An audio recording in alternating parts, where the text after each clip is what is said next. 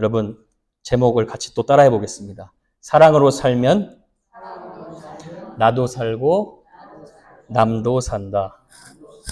아멘이십니까? 여러분, 지난 시간에 우리가 아가페 사랑 첫 번째인 5가지 특성에 대해서 이야기를 했습니다. 한번 우리가 복습하는 시간으로 같이 한번 얘기해 봤으면 좋겠는데요.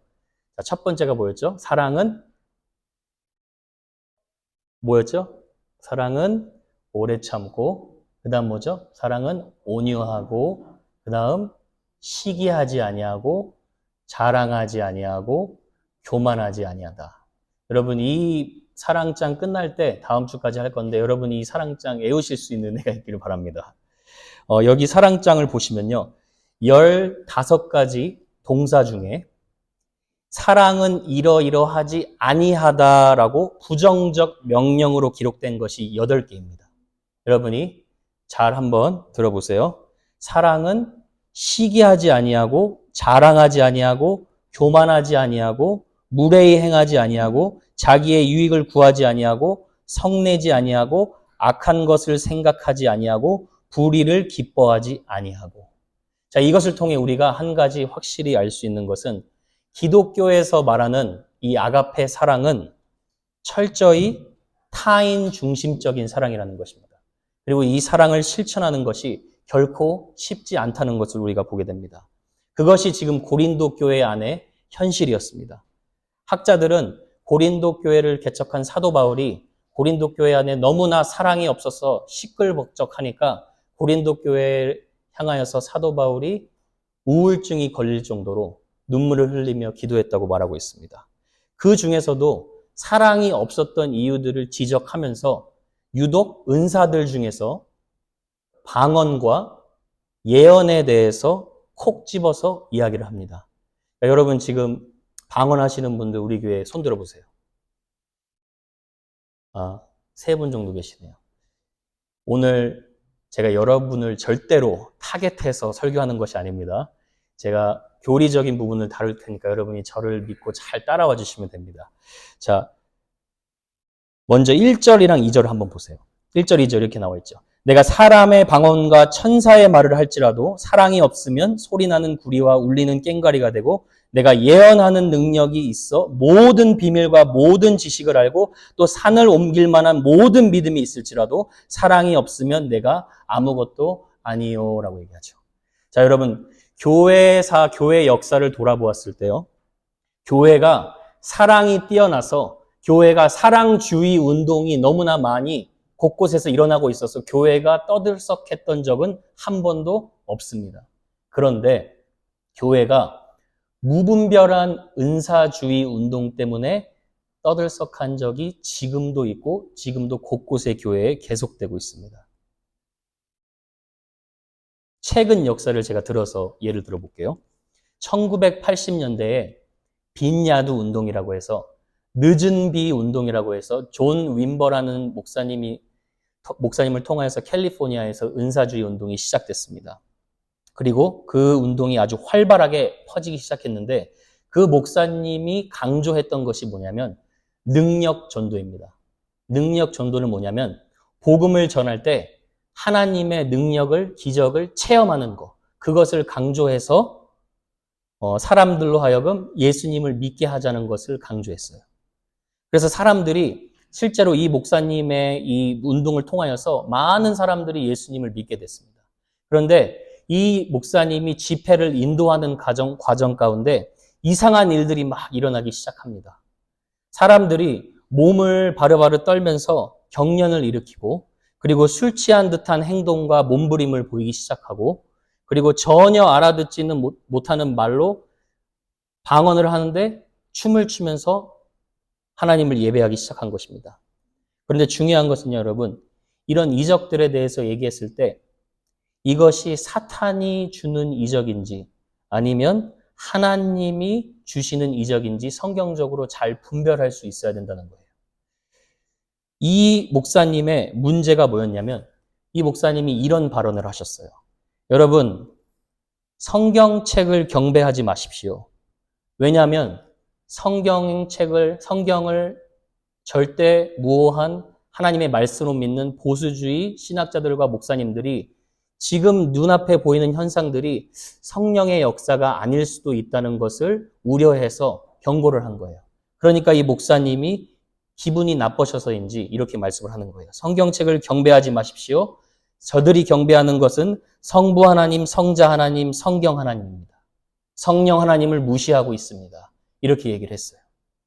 그러니까 존 윈버는 자신의 사역에 공격을 받는다고 생각해서 마치 성령의 사역이 성경 말씀과 동떨어진 사역일 수도 있다고 지금 당당하게 이야기하기 시작한 것입니다. 자, 여러분 이제 잘 들어주세요. 사람이 복음을 들었을 때 방언을 받을 수 있죠. 기적을 체험할 수 있죠. 몸을 떨면서 뭔가 이적적인 현상들을 볼 수가 있어요. 하나님의 주권 안에서 그런 이적 현상들이 일어납니다. 그런데 우리가 알아야 될 것은 모든 이적이 하나님이 주시는 이적이 아닐 수도 있다는 거예요. 사탄도 은사를 줍니다. 사탄도 이적을 보여줍니다. 사탄이 주는 은사들과 이적들의 특징이 있어요.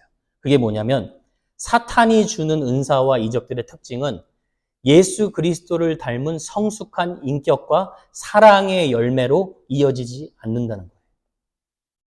그것을 예수님께서 마태복음 7장에 분명히 얘기하고 계시죠. 예수님이 선지자들을 향하여서 선지자들도 분명히 열매를 맺는다. 그런데 좋은 열매를 맺지 아니하고 나쁜 열매를 맺는다. 그러면서 선지자들이 예수님께 나와서 얘기를 합니다. 주여 주여 내가 주의 이름으로 귀신을 쫓아내고 주의 이름으로 권능을 행하지 아니하였습니까? 그랬더니 주님께서 그 선지자들에게 뭐라고 말씀하십니까? 불법을 행하는 자들아 내가 너희들을 도무지 알지 못한다 떠나가라 그렇게 얘기하세요. 자, 여러분 저와 여러분이 어떤 은사도 저는 하나님께서 충만하게 주시기를 축복합니다. 그런데요, 그 은사가 사랑과 성숙이라는 인격의 열매로 이어지지 않는다면 그러면 그것은 하나님이 주신 열매가 아닐 수도 있다는 것을 우리가 분별할 수 있어야 합니다.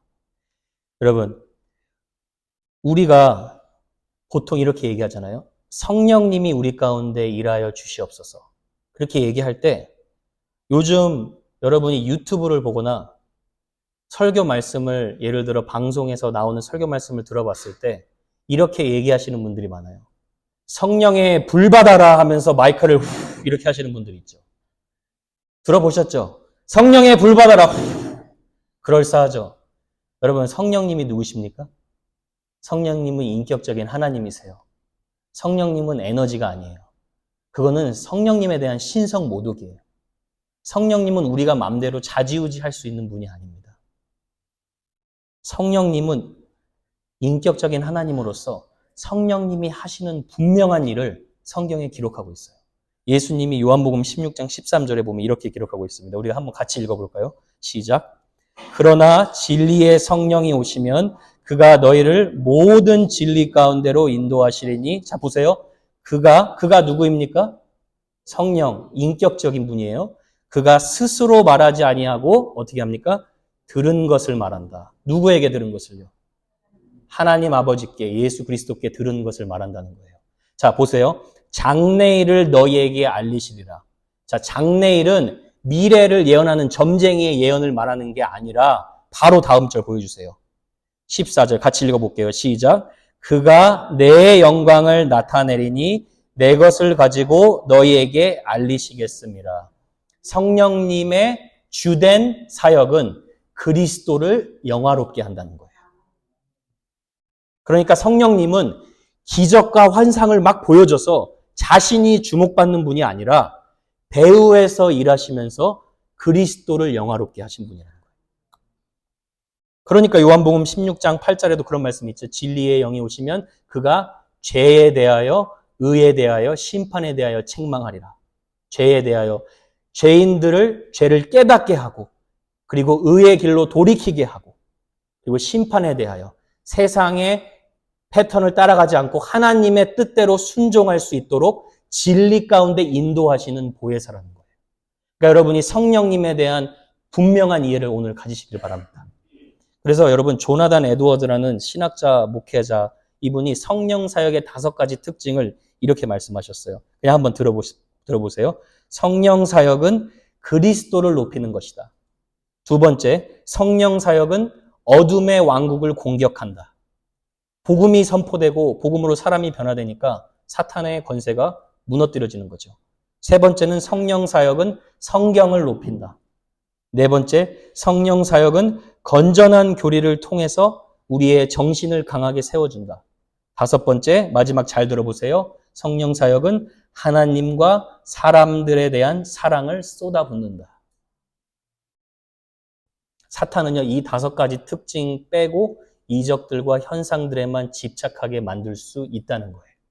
그러니까 우리 오순절 계통에서 오신 귀하고 복된 성도님들, 성령님이 지금 강하게 일하고 계심을 저는 믿습니다.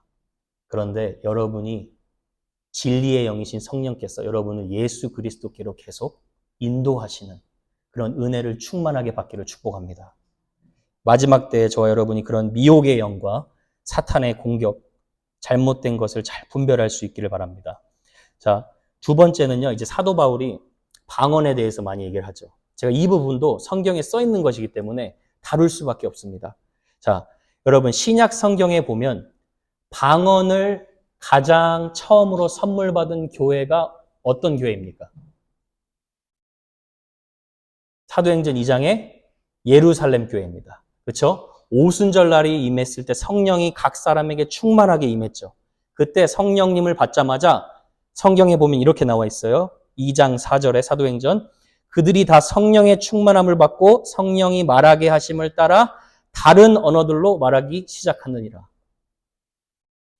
자, 방언이 터진 거예요. 그렇죠? 그런데 그 자리에 있던 사람들의 반응 2장 8절 보세요. 우리 각 사람이 난 곳 방언으로 듣게 되는 것이 어찌 됨이냐. 9절 11절 한번 같이 읽어볼게요. 시작. 우리는 바데인과 메데인과 엘람인과 또 메소보다미아, 유대와 갑바도기와 본도와 아시아, 그레데인과 아라비아인들이라. 우리가 다 우리의 각 언어로 뭐라고 써 있습니까? 하나님의 큰 일을 말함을 듣는도다 하고. 자, 그럼 여러분이 지금 성경에 써 있는 대로 제가 쓴 거 아니죠? 성령께서 쓰게 하신 거죠. 자, 방언은 사도행전 교회에 나타난 방언은 알아들을 수 있는 언어입니까? 아니면 못 알아듣는 언어입니까? 알아들을 수 있는 분명한 언어예요.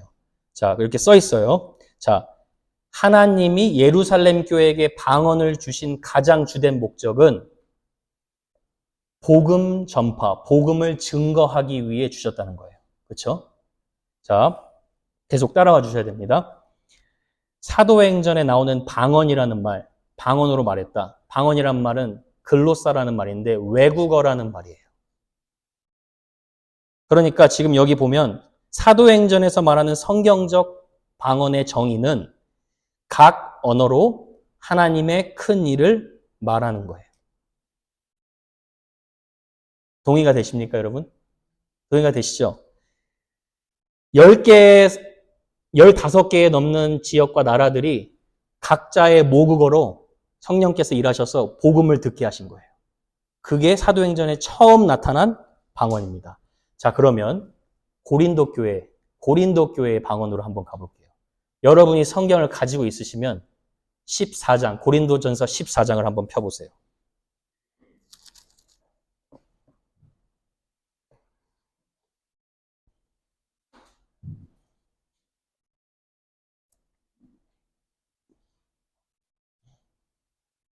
자, 14장 2절 한번 같이 봅니다. 2절. 자, 시작. 방언을 말하는 자는 사람에게 하지 아니하고 하나님께 하나니 이는 알아듣는 자가 없고 영으로 비밀을 말함이라.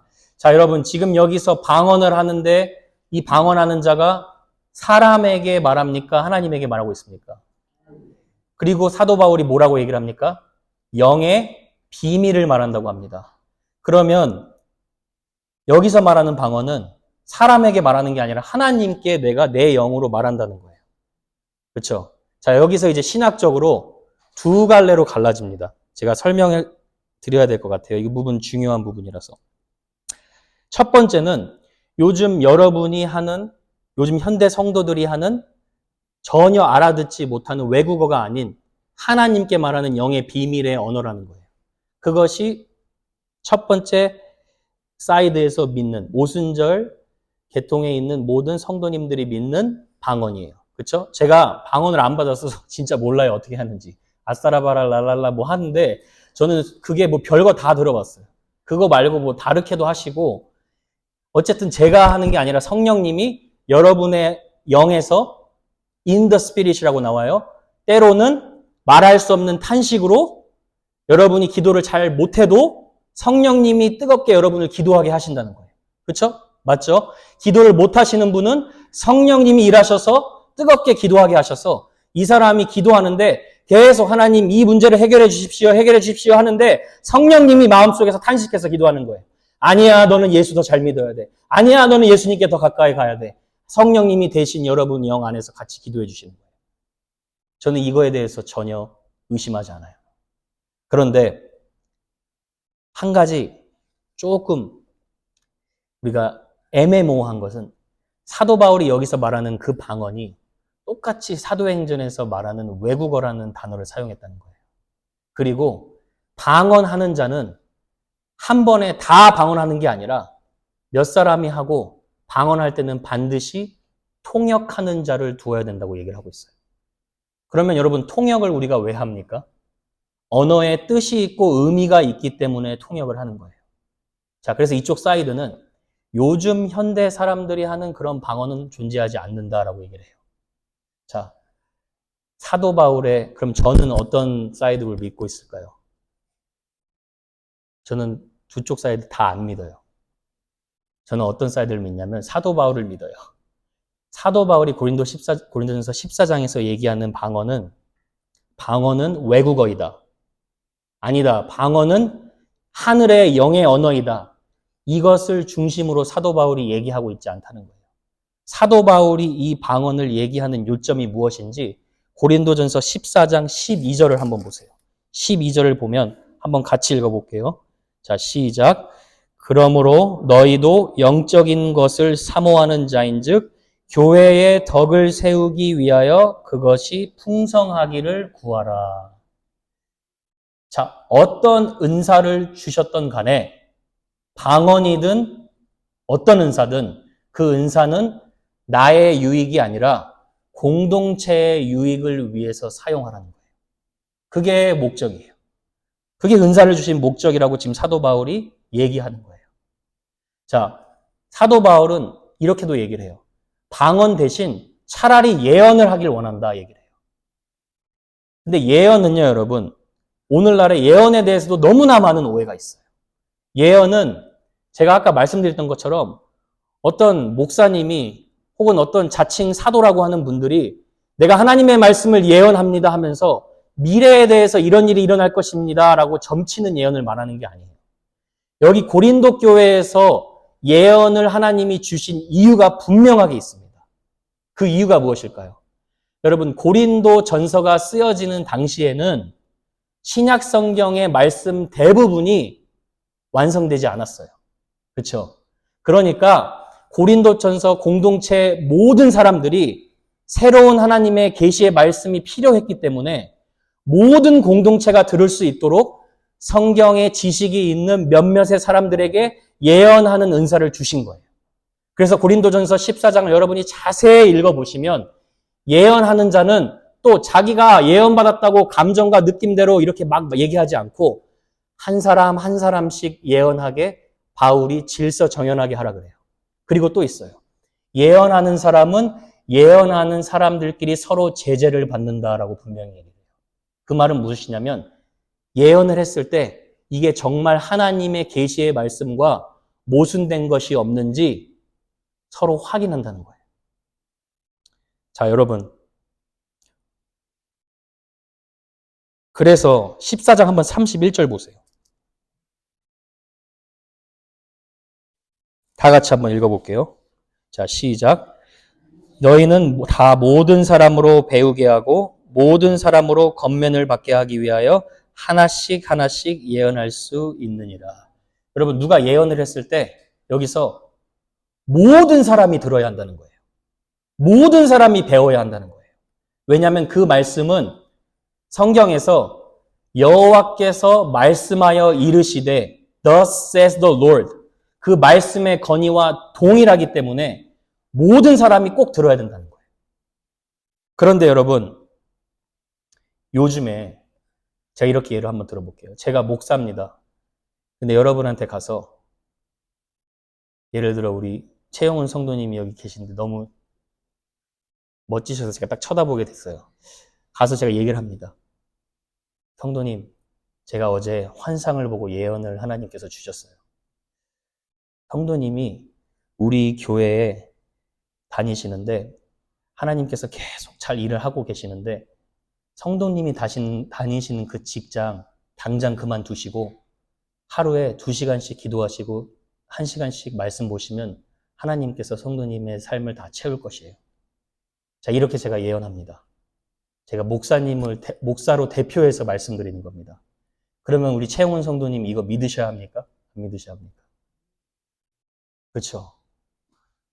이거 예언입니까? 이거 예언이 아니죠. 자, 어떤 목사님이 권사님은 지금 마귀에게 잡혀 있어요. 권사님 이렇게 살다가는 마귀의 종이 됩니다. 여러분 이거 예언이에요? 아니에요. 목회자는요, 말씀을 맡은 자로서 예레미야에 보면 성실하게 말씀을 전하라 그래요.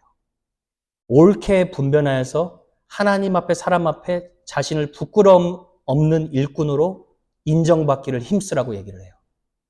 그러니까 하나님의 말씀 내 맘대로 내가 예언하는 게 아니에요. 이 하나님의 말씀대로 여러분에게 권면하고 위로하고 격려만 할 수 있을 뿐이에요. 제가 성도들에 대해서 사사건건 개인 사생활에 대해서 이렇게 하셔야 합니다라는 권위가 전혀 없다는 말이에요. 근데 요즘 서로 예언한다고 자칭 선지자라고 목회자라고 이렇게 하십시오, 저렇게 하십시오, 이 지역을 떠나십시오 이렇게 하는 목회자들이 있다는 거예요. 그래서 그 말을 듣고 진짜 떠나요. 질서가 세워지지 않는 거예요. 제가 이 말씀을 왜 드리냐면 여러분 제 말도 사실 들을 필요가 없다는 건 아니죠. 제 말도 믿으시면 안 되고 여러분이 사람의 말에 좌지우지 되지 말고 하나님의 말씀으로 인도하심을 받으라는 거예요. 진리의 영이 여러분을 지금 계속 인도하고 계신다는 거예요. 그래서 사도 바울이 이 고린도전서 14장의 방언과 예언에 대해서 얘기하면서 결국 얘기하고자 하는 요점이 무엇이었냐? 하나님은 무질서의 하나님이 아니시오. 오직 화평의 하나님이시라. 너네 은사 있다고 서로 자랑하면서 예언한다고 그렇게 함부로 사람들한테 얘기하지 말고 공동체의 덕을 위해서 그 은사를 사용하라. 그걸 얘기하고 있는 거예요. 그래서 여러분 12장에 보면 은사들을 착 나열합니다. 그러면서 사도 바울이 강조하는 건 뭐냐면 각 사람이 몸의 지체다라는 걸 강조해요. 그리고 14장에 방언과 예언이 무분별하게 질서 없이 막 행해지는 것을 사도 바울이 지적을 해요. 야, 믿지 않는 자들이 그거 와서 들으면 미쳤다고 할 수 있어. 그러니까 차라리 알아듣지 못하는 그런 외국어든지 혹은 영의 언어라도 차라리 알아들을 수 있는 5마디로 기도하기를 원한다고 얘기해요. 사도 바울의 그게 권면이에요. 그 권면의 이유는 뭐냐면 여러분 방언하지 마세요가 아니에요. 공동체의 덕을 세워라. 공동체의 유익을 위해 너의 은사를 사용하라라는 거예요. 그래서 베드로전서 4장이나 베드로전서 5장에 보면 각 사람이 청직이라 그러죠.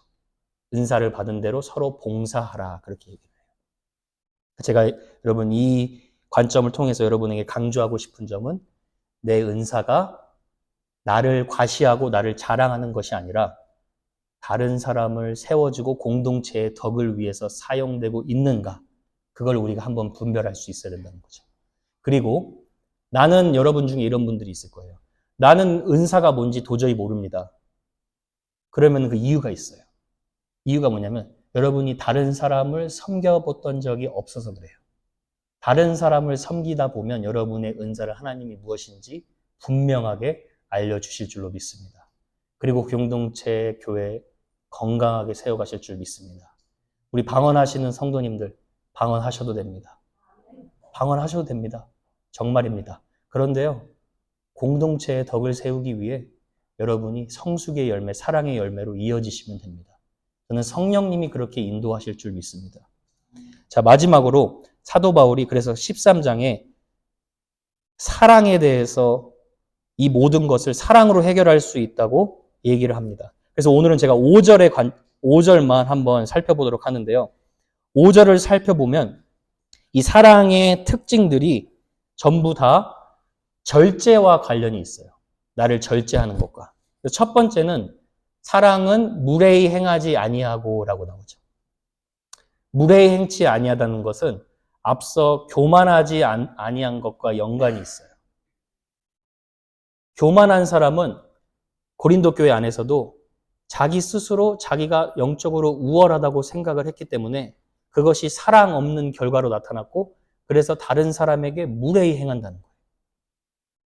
여기서 무례히 행한다라는 말은 아스케마라는 말인데 스케마라는 형식, 틀, 규범이라는 말과 아라는 부정어, 없다라는 말이 합쳐져서 무례히 행치 아니한다는 말은 예의에 어긋나게 행동하지 아니한다. 선에 넘는 행동을 하지 아니한다라는 것을 하나님이 얘기하고 있는 거예요. 자, 여러분이 어떤 성도들을 대할 때 선에 넘는 행동을 하신 적이 기억이 나십니까? 잘 보세요, 여러분. 여러분이 하나님을 너무 사랑합니다. 근데 갑자기 하나님 너무 사랑하는 열정이 넘쳐서 새신자가 왔어요.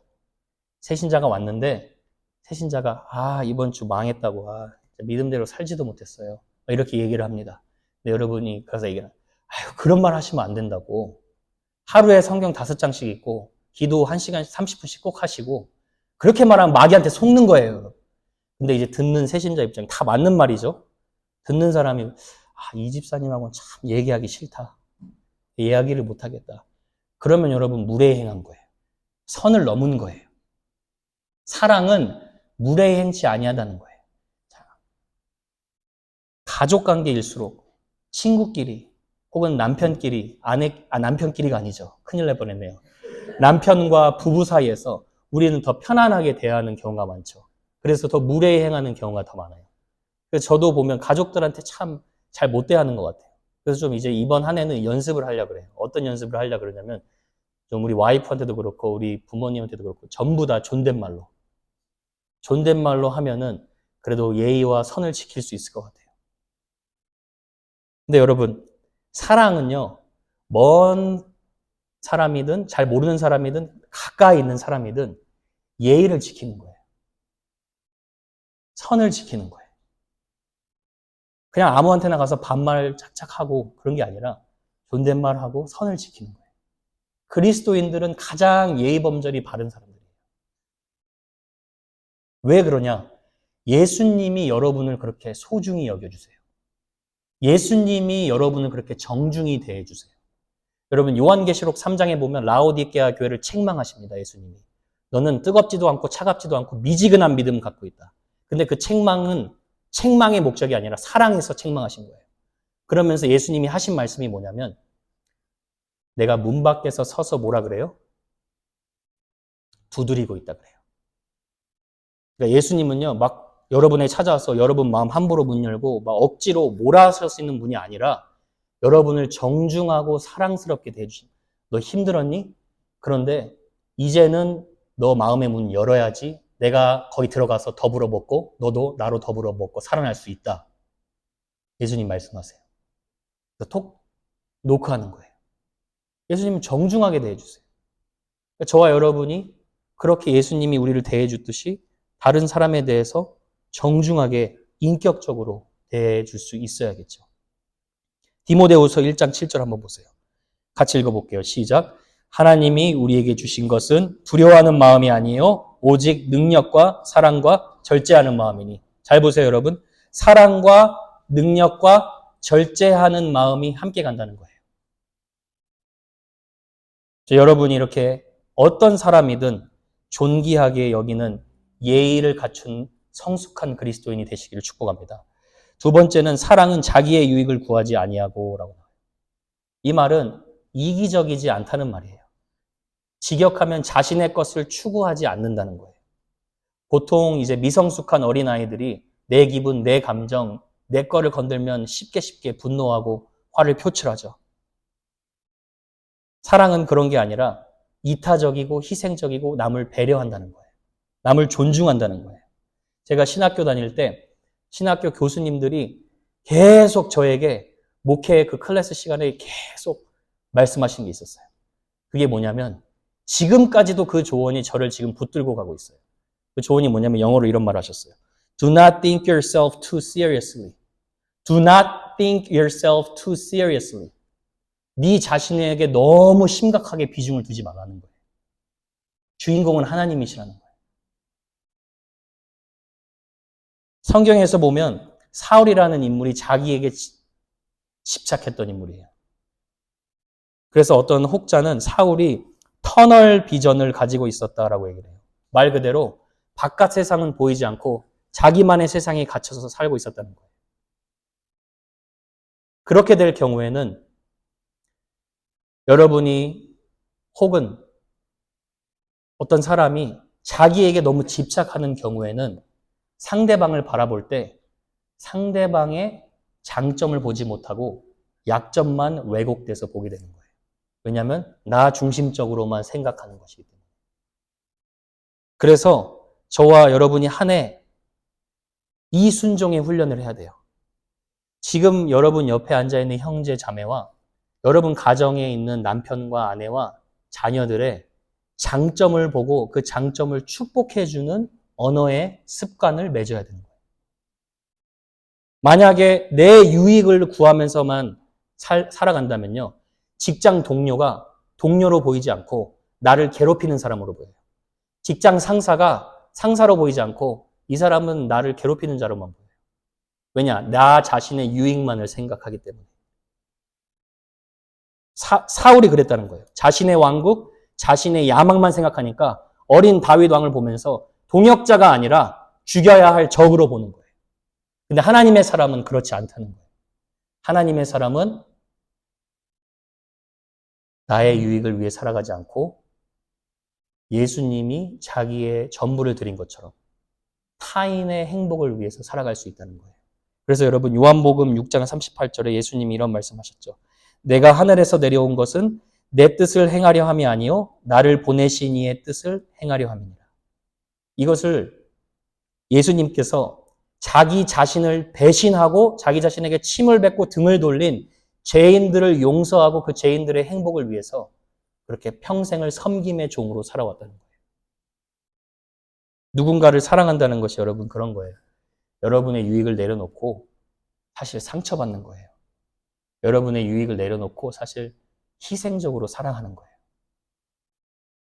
요한일서 3장 16절도 한번 보세요. 그가 예수님이 우리를 위하여 목숨을 버리셨으니 우리가 이로써 사랑을 알고 우리도 형제들을 위하여 목숨을 버리는 것이 마땅하니라. 사랑스러워서 사랑하는 것이 아니라 하나님이 이 사람을 위해서 예수 그리스도를 보내주시고 이 사람을 위해서도 예수님이 죽었기 때문에 그래서 이 사람을 사랑하라는 거예요. 그러니까 우리도 당연히 그런 사랑의 열매를 맺어야 될 줄로 믿습니다. 세 번째는 사랑은 성내지 아니하며 라고 나와 있어요. 이 성내지 아니하면은 패록시즘이라는 말인데 영어로는 sudden outburst, 갑작스러운 폭발을 말하는 거예요. 그런데 여기에서 기록된 갑작스러운 그 폭발에 사도 바울이 이 단어를 이렇게 해야 됩니다라는 그 단어를 사용한 게 아니라 수동태를 기억했어요. 그러니까 제가 다시 직역하면 이런 말이에요. 사랑은 무엇에 의해서 격분되지 아니하며 이런 말이에요. 그러니까 분노의 격분의 이유에 대해서 말하는 거예요. 자, 여러분, 크리스찬이 분노를 내도 됩니까? 안 됩니까? 어려운 질문 아니죠. 됩니까? 안 됩니까? 되죠? 언제 될수요? 언제 될 수 있어요?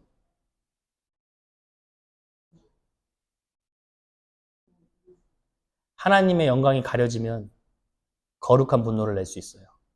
사도행전 17장에 보면 사도 바울이 아덴에 전도를 하려고 하다가 아테네 신전을 보면서 우상이 가득한 것을 보고 마음이 격분했다 그래요. 그러니까 사람들이 이런 말도 안 되는 신을 섬기는 걸 보고 안타까워서 마음이 분노했다는 거예요. 그런 거룩한 분노는 저와 여러분이 가져야 될 줄로 믿습니다.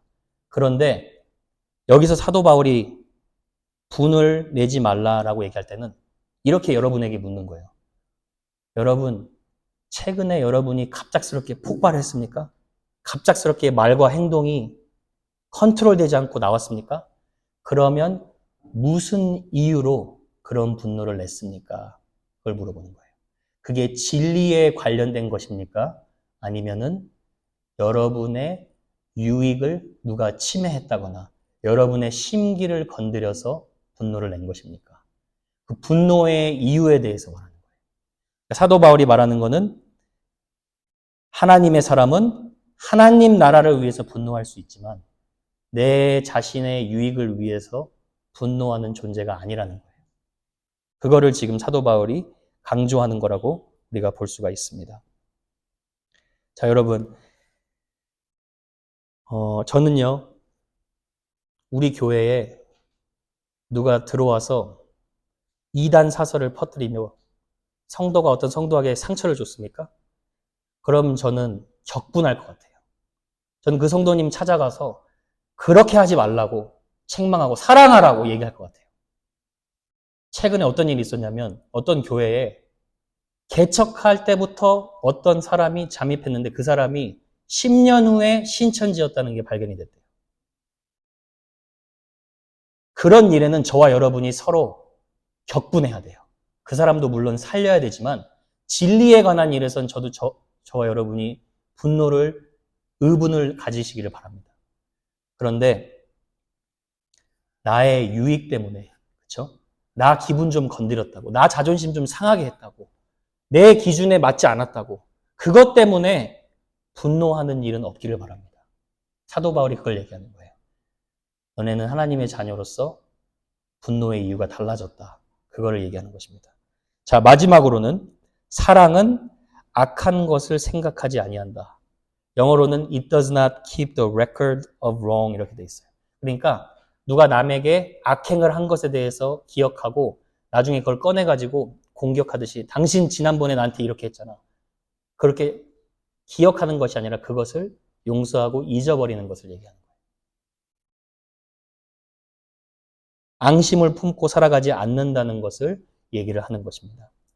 이사야 43장 25절 한번 들어보세요. 예수님이 우리에게 베풀어 주신 사랑 중에 하나가 우리의 악한 것을 기억하지 않으세요. 잘 보세요.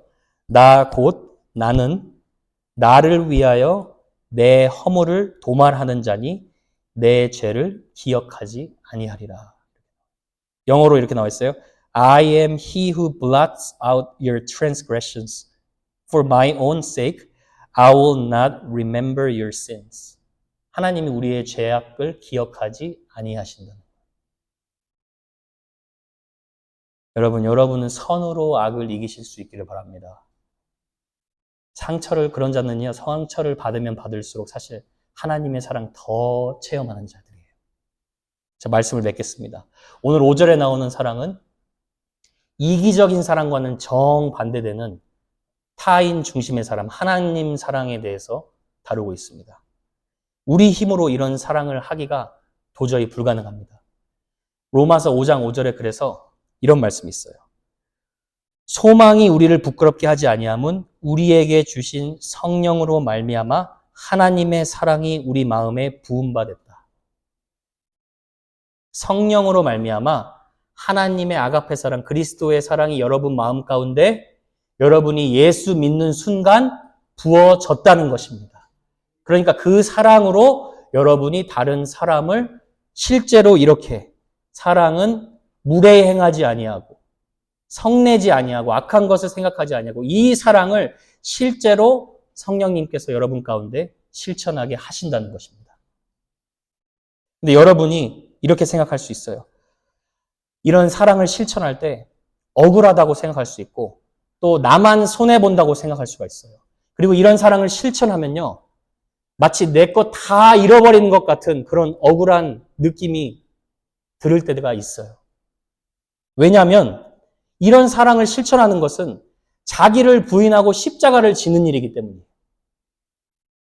근데 여러분 마태복음 16장 25절에 이런 말씀 있죠.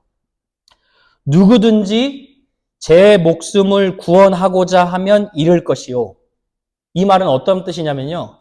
예수님을 위해 순교한다는 말, 그 말을 얘기하는 것이 아니라 누구든지 하나님의 뜻대로 살기 위해 순종하다가 어려움을 받거나 고난을 받는 거, 그것대로 살지 않고 내가 나를 구원하기 위해서 내 방식대로 살면 어떻게 된다고요? 목숨을 잃을 것이요. 그러나 나를 위하여 목숨을 잃는 자는 그 목숨을 대로 찾으리라 그래요. 하나님의 뜻대로 순종했는데 순종하기 직전까지 나만 억울하다고 생각하고 나만 손해본다고 생각했는데 이건 부부싸움에서도 적용이 되는 거예요. 우리 남편들이요. 제발 아내에게 먼저 사과하시길 바랍니다. 왜냐? 하나님이 여러분 그리스도께서 교회 사랑하듯이 사랑하라고 했어요. 그냥 아내가 잘못했어도 내가 잘못했다고 사과하면 되는 거예요. 그러면 내 자존심 다 꺾고 내가 죽는 것 같다는 거예요. 하나님의 뜻대로 살라고 하면 내가 죽는 것 같은데 실제로는 내가 목숨을 어떻다고요? 다시 찾는다고요. 죽는 것 같이 순종했는데 알고 보니까 내가 죽음에서 생명으로 옮겨지는 것 같은 그런 역설적인 은혜와 능력을 경험한다는 거예요. 그래서 저와 여러분이 한 해 동안 이 아가페 사랑을 실천하면서 죽는 것 같아도 그래도 이악 물고 하나님 말씀에 순종했는데 하나님은 여러분의 생명과 여러분의 영혼과 믿음을 완전히 살려버리는 그런 역설적인 은혜와 능력을 경험하시는 2024년 한 해 되기를 주님의 이름으로 축복합니다.